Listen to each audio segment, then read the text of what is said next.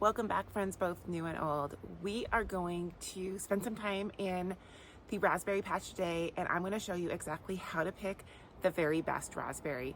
So some of the things we're going to be looking for is ripeness, knowing when to pick, as well as looking at some issues that create not the best berries. So we've had some extreme heat. We have a lot of blistered berries, so I'm going to show you what that looks like as well.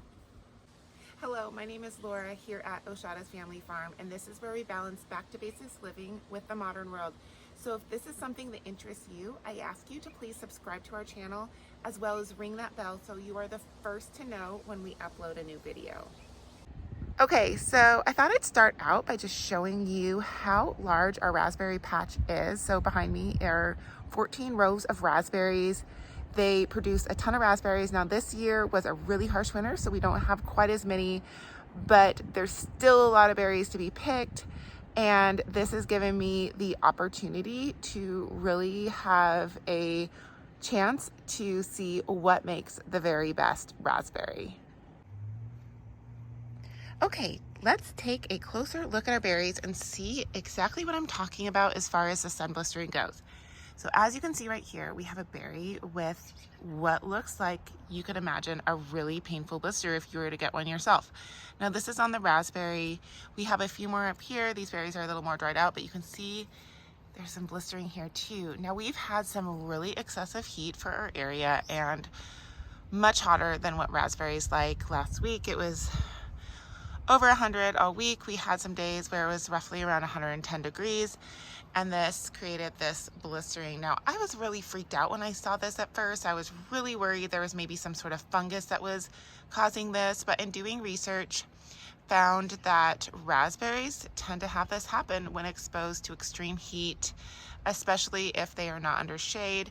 We have so many raspberries here that we really don't have the opportunity or time to put up any sort of shade cloth. That would be an option for folks if they wanted to spend that time or if they have a smaller patch, but that just isn't in the cards for us. Now, I also wanted to show you the difference between berries that are ready to be picked and berries that aren't quite ripe yet. So this little section here, you can tell they look really nice, but these are not ready to be picked yet. So even these berries here, they look like, you know, they might be kind of nice, but a lot of times the shade can fool you. So just pull them out a little bit, and they actually aren't quite as dark in color. So when you pull them out into the sun, you can really see that these berries are still quite light. Again, you know, you go back a little bit and they look like they might be ready. So just really getting close and feel your berries, see if they are easy to be pulled off the plant, if they are soft, if they're still hard, if they're still light in color, or they're just not easy to pull off the plant. Those need to be remaining on the plant to be fully ripened for a couple more days. Now let's take another look down here. So we have a berry here. Let's see if that one's ready. So as you can tell, it's soft. It's not as hard as those other berries.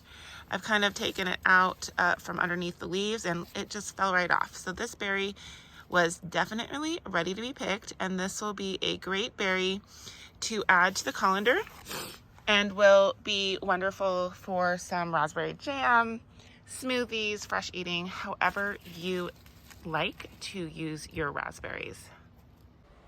Thank you so much for spending some time with me here today in my raspberry patch. I hope you picked up some tips and tricks that will help you select the very best raspberries.